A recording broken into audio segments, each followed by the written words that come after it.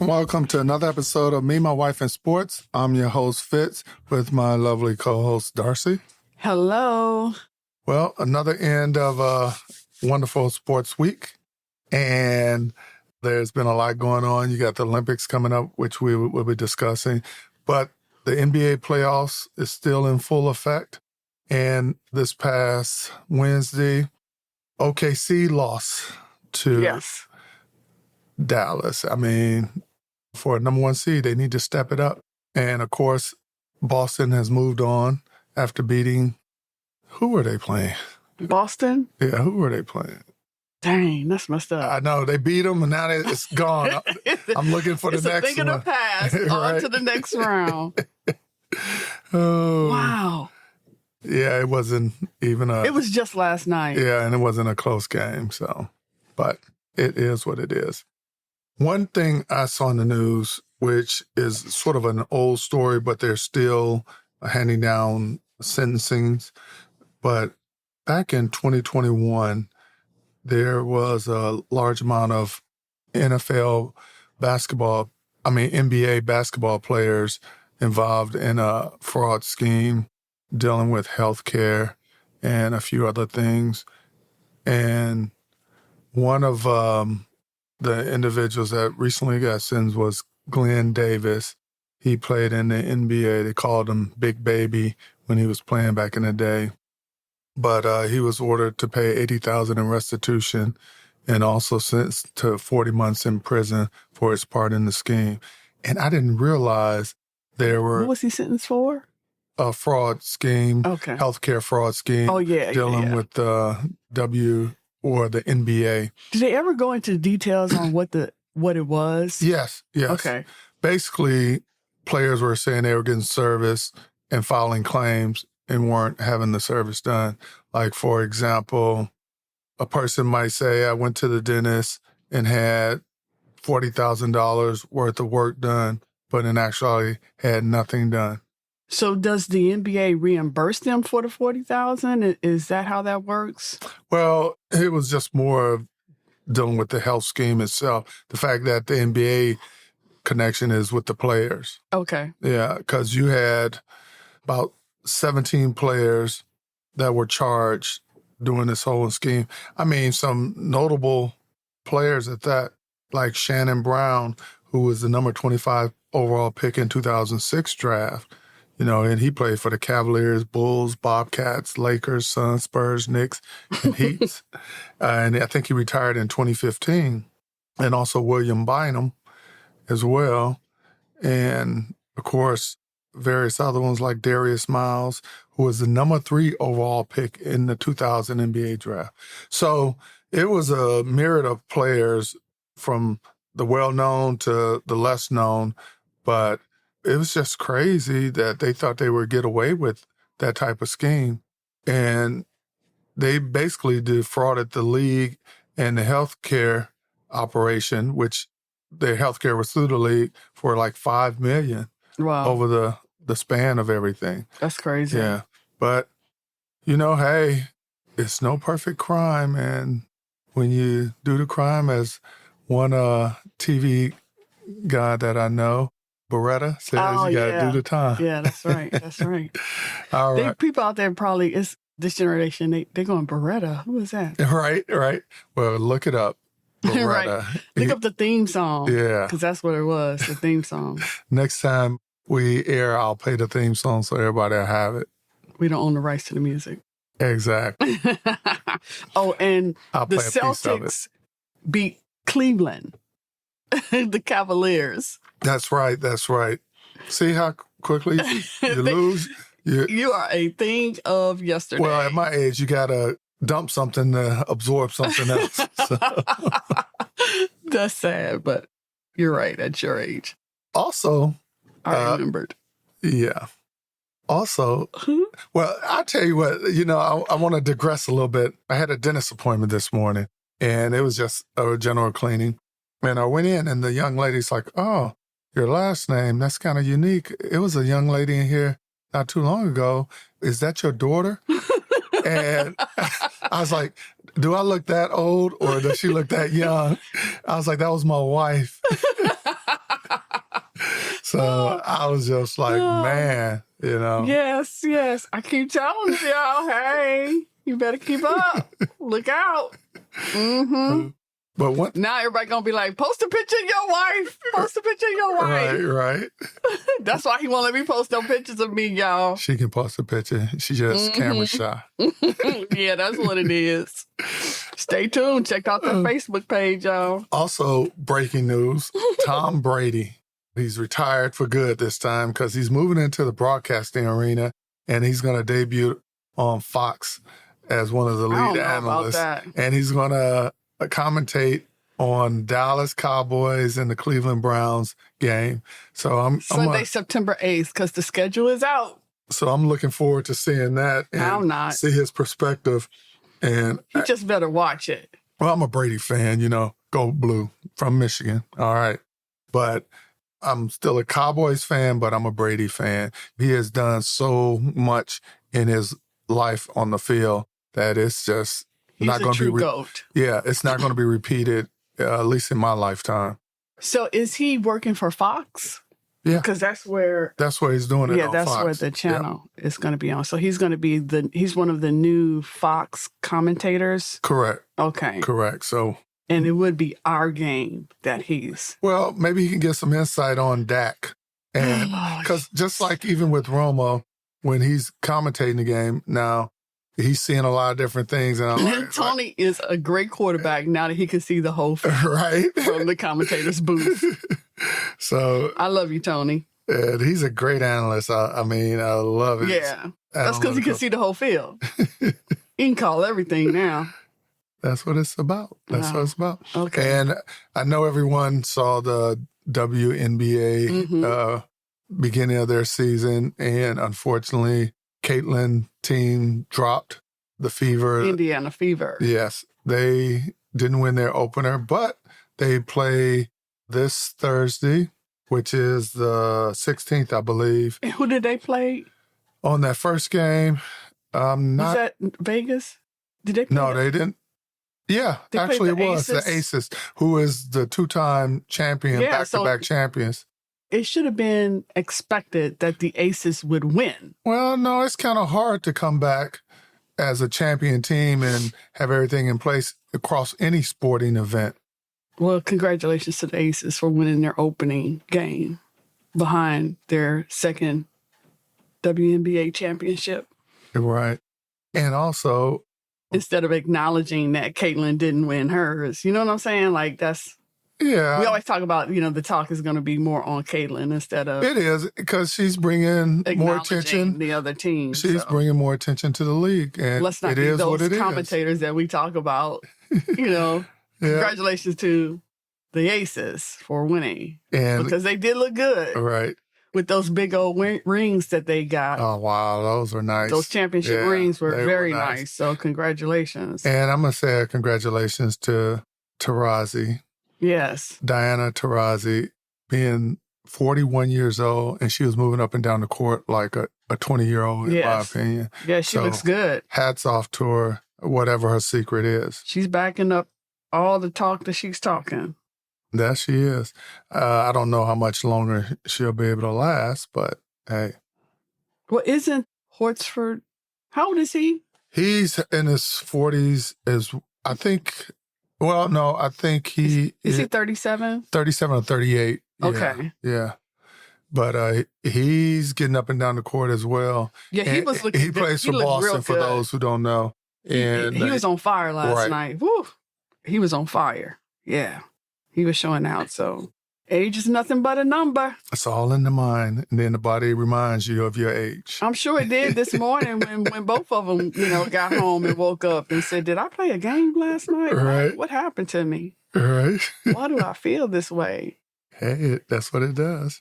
Now, the Olympics.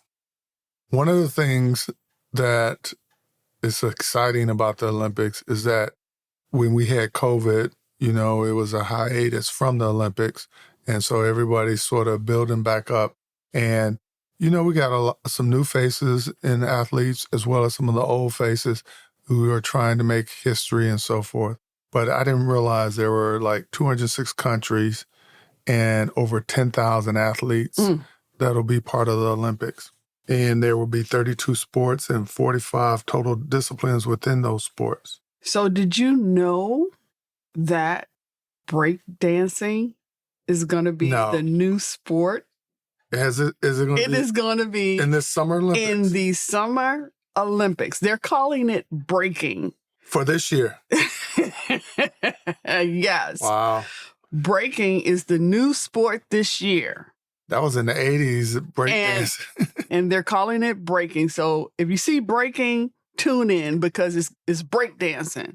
And it's going to be one for men and one for women. And they're going to be judged on moves and improvisations to the beat of DJ tracks. Okay.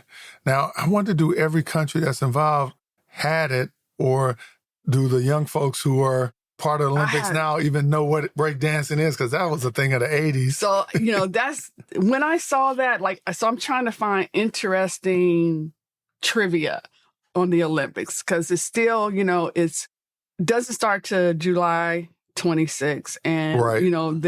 And ends August the 11th. Right. So we're still 73 days away. What they're doing, the big talk now is the torch running and who's involved. Which they already started. They already started that. Right. Yeah. So, so I'm just trying to find some tidbit information. So when I saw that, I was like, oh, Fitz is going to have, he's going to freak out when I see this. And then I was like, oh, well, you've been doing so much research on it. I was like, I wonder if he already knows about. I did not see that one. I did not. So that would miss me.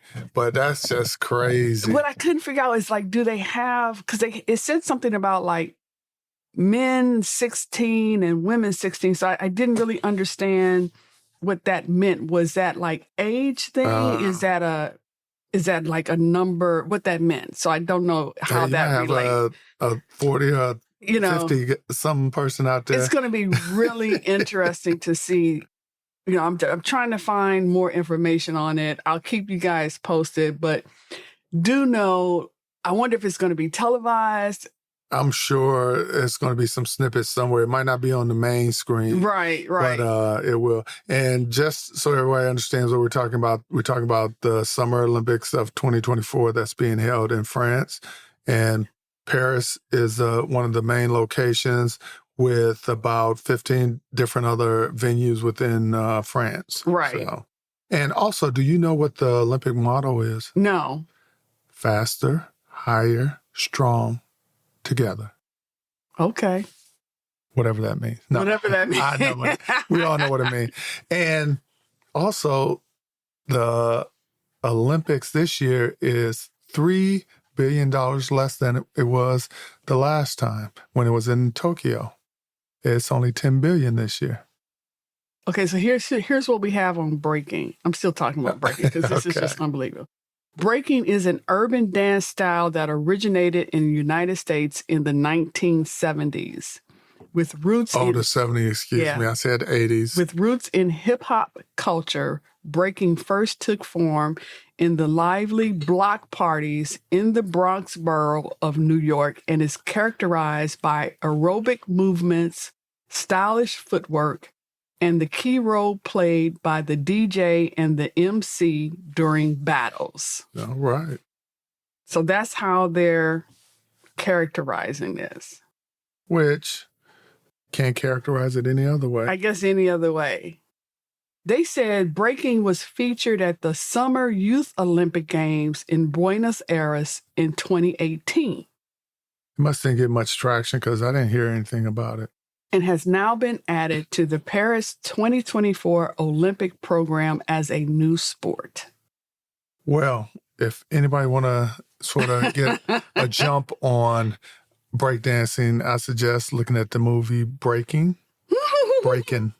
Breakin, also known as breakdance in the United Kingdom and Break Street 84 in other regions. Or if you're looking for your end to the next Olympics where's the next Olympics? The 2016 Olympics I just saw it. And also look at the movie Electric Boogaloo. I think that was a good breakdance movie. Oh, Milano, the 2026 Olympics in Milano. Start your breakdancing practice now. All you OGs out there. Yeah, that'd be a lot of that's my real laugh, y'all. That's not a laugh track. All right. Oh, I got one more that it goes with the breaking. Okay, are you ready for this? Go ahead. Do you know, okay, I'm trying to say this without laughing. Do you know who is going to be the women's water polo hype man? Is it someone well known? The U.S. women's water polo team hype man in 2024 Olympics. Ludacris. No. Who? Flavor Flav. Oh, my goodness. Well, I guess he need a job. Well, Flavor got to be about 60 now. I think he's 61. I think I saw 61. That clock got to get kind of heavy for him. Yes, Flavor Flav. If you're a Flavor Flav fan, he is going to be the U.S. women's water polo team hype man. And I don't know what that means. He's going to be on the sideline, probably in between the match, if they have I don't know if they have timeouts or whatever the pause is, and he's probably getting the crowd going. That's only thing I can think of. Yeah, I mean, are they doing things? And where did you say the Olympics was, the next one? Milano. Oh, okay. In 2026. The summer one will be in 2026. Italy, right? Yes. Okay. So when I saw that, I was like, really? So is this just to bring viewership to the women's water polo? Are we trying to get people excited about the water polo team? I don't know.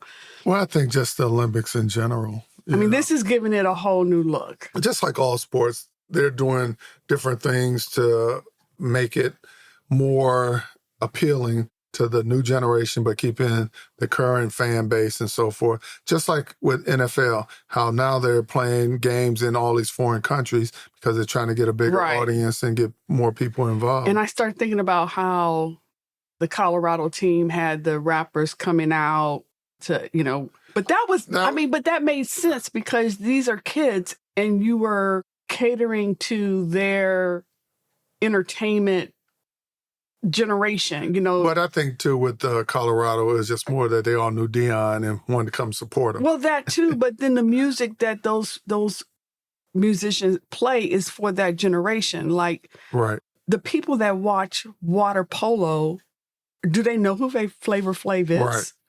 This is going to, I got to tune into the water polo team just to see what is he doing and how are they going to blend in him with what is happening at the same time and make all of this work and make it all interesting to the audience.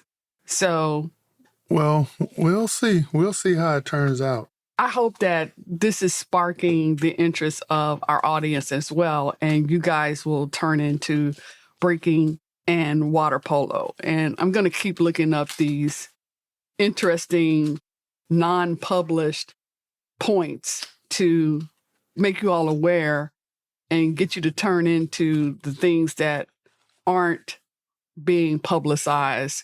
They talk about gymnastics and track and field. And that's what we want to do is bring out the stuff that's behind the scenes that you don't hear about on regular news. Yes.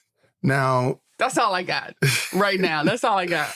Now, they're expecting over 300,000 spectators at these events in the Olympics. So, we've both been to France and Paris specifically several times. And even if you see in the news, not trying to throw shade or discourage folks from going to the Olympics, but they have a lot of terrorist type incidents there. So definitely be on alert.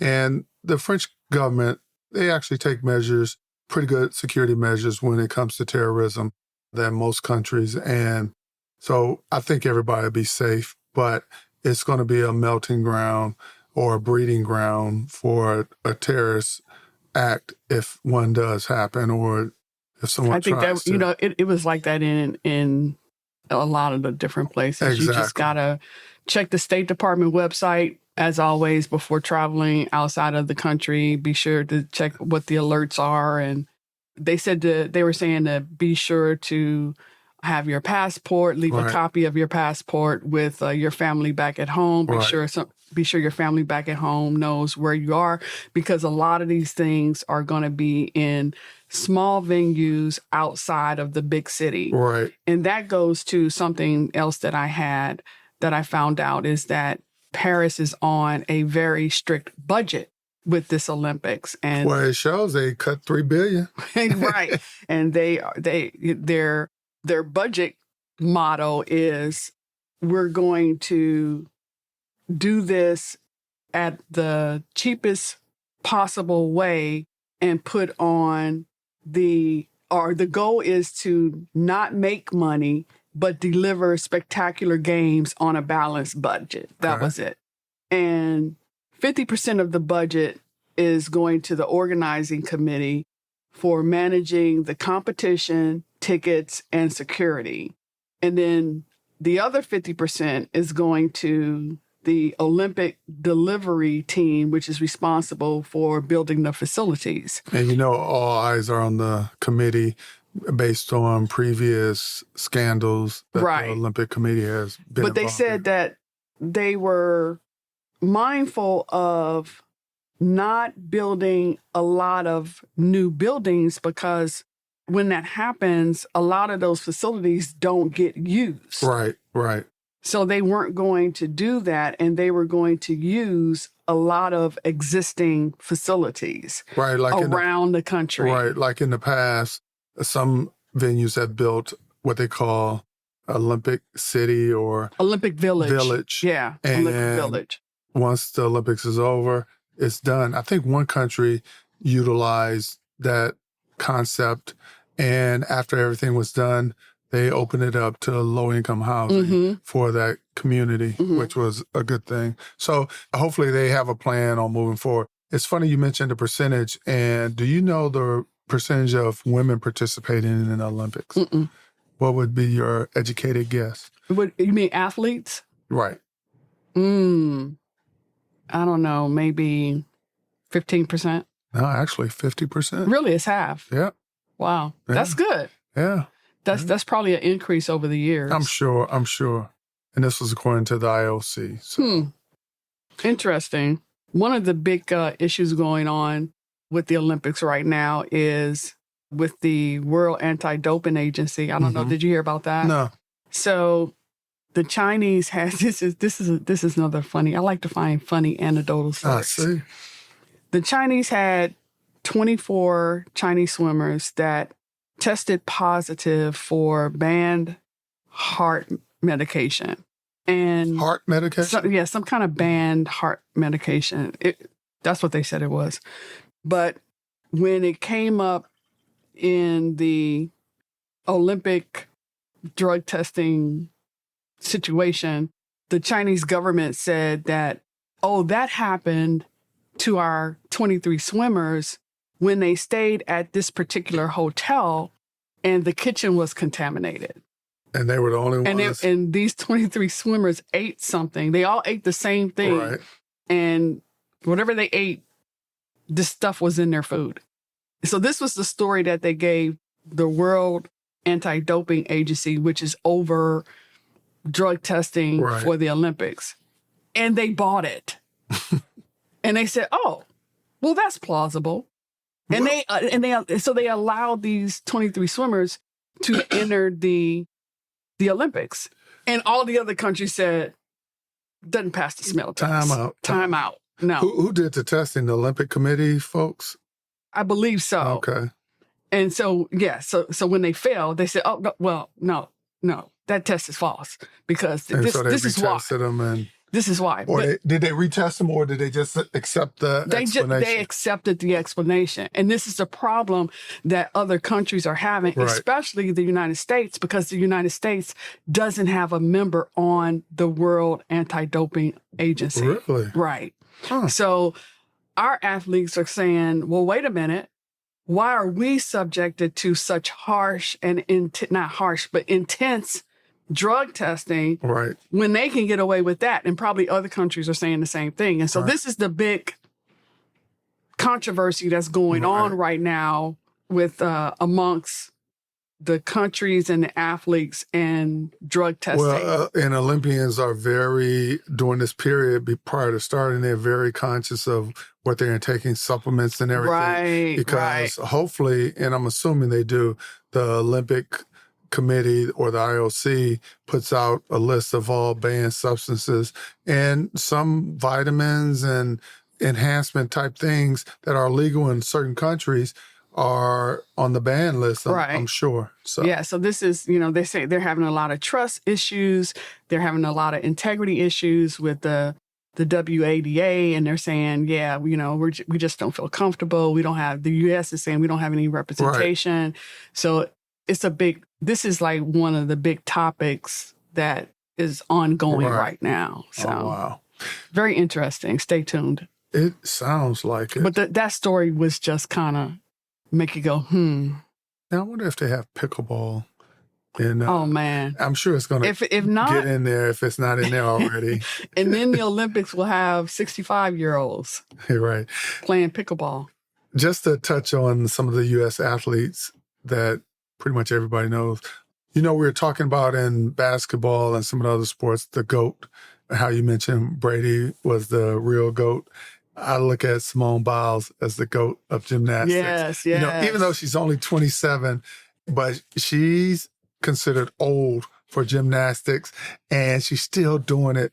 I mean, she has, 7 Olympic medals, and hopefully, and I'm pretty sure she'll add to this one. I don't know if it'll be a gold, silver, or bronze, but I'm pretty sure she's going to add. And another GOAT, as I would like to say, is Katie Ledecky, who's 27 years old. And for those who don't know what she does, she's a long distance swimmer, and she's been killing it. Yes.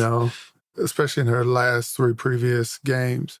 I mean, she's broken 16 world records in her career. We haven't had a swimmer like that since Phelps, so, and it's wonderful to see that a female is doing it. And I'm looking at this year as the year of the female because you go from the WNBA, you go to the gymnastics, swimming, and other sports that I haven't even dove into. And I'm sure that they're making themselves known. Soccer has always been pushing the envelope, and they just wasn't getting the recognition and equal pay as they should have. And I think they paved the way for what we're seeing now with the other females in sports. So. Yes, that's very interesting. And well, Darcy, definitely looks like the way it's going to be going. It's always been fun discussing sports with you. And it seems like as we're going along, it goes by quickly. It does. But with that said, all I have to say is we have more and exciting conversation next week. And if anyone would like to leave any comments or have questions, you can reach us at memywifeandsports@yahoo.com. Me, my wife, and sports, all one word, @yahoo.com. And any other parting words for you before we depart? Check out our Facebook page, like us and follow us there. And always remember, your mate is a reflection of you.